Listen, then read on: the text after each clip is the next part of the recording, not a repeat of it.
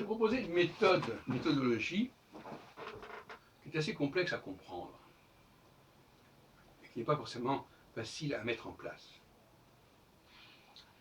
Il s'agit de ne pas imposer une étiquette dès le départ aux gens, notamment aux enfants.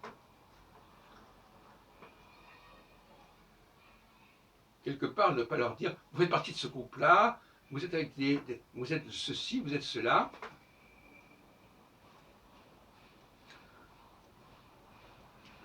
Alors, est-ce qu'on peut éviter cela? Il y a eu des tentatives. Je pense que des gens comme Rousseau, comme d'autres, ont pensé qu'il fallait laisser l'enfant prendre conscience de ce qu'il était, sans lui donner des pistes, sans lui donner des identités à assumer dès le départ. D'ailleurs, ça va dans le sens de la théorie du genre. Ne pas programmer au départ les gens, laisser les choses se faire. Le problème des sciences sociales, c'est le problème des prophéties autoréalisatrices. Vous dites quelque chose à quelqu'un, ben ça va l'influencer, ça va le marquer. Comment peut-on faire pour que quelqu'un ne soit pas,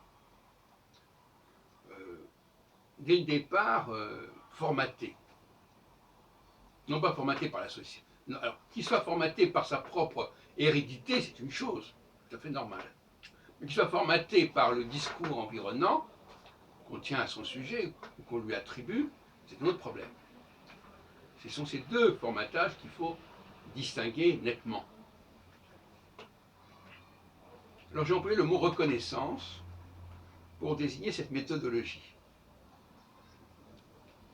La reconnaissance, pas dans le sens de je vous suis reconnaissant, mais quand je dis je reconnais telle personne, ça veut dire que c'était pas évident. Le reconnaître, ça veut dire que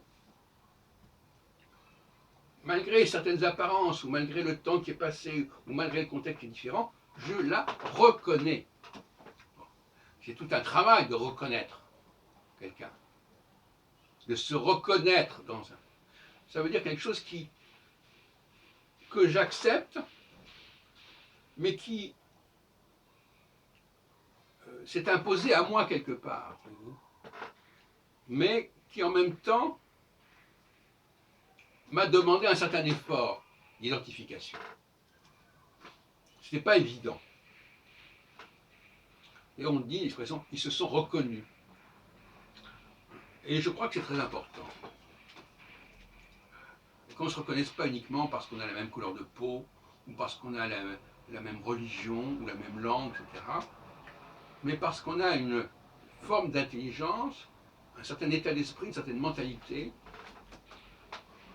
et on se reconnaît dans l'autre. Et à force de se reconnaître dans l'autre, dans les autres, on s'aperçoit d'une certaine manière que ces personnes en qui on se reconnaît, et qui se reconnaissent en nous, ont des similitudes objectives. C'est-à-dire qu'elles ont la même histoire, le même pédigré, etc., etc. Mais ce qu'il faudrait, c'est ne pas aller plus vite que la musique. Ce temps de la reconnaissance exige d'abord qu'on a vécu, qu'on a fait des choses, et qu'après on s'aperçoit que, tiens, ça ressemble à quelque chose que je connais.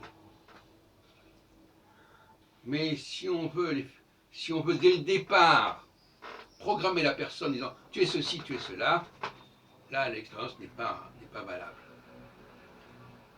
Et dans le cas des Juifs, c'est très important cette question.